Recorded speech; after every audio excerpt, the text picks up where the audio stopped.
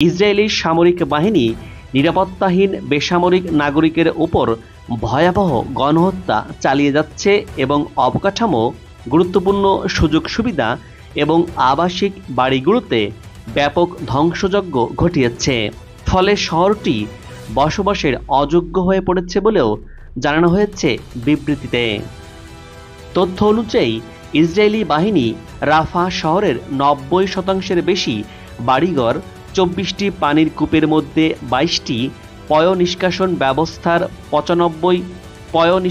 ব্যবস্থার 85% বেশি এবং 8টি স্কুল ও শিক্ষা প্রতিষ্ঠান ধ্বংস করেছে। এছাড়া সেখানকার 12টি চিকিৎসা কেন্দ্রও পুরোপুরি বন্ধ হয়ে গেছে। এদিকে হামলার মধ্যেই যুদ্ধ বিধ্বস্ত দক্ষিণ গাজার ভেতরে নতুন করে একটি নিরাপত্তা করিডোর তৈরি করে দিয়েছে ইসরায়েল।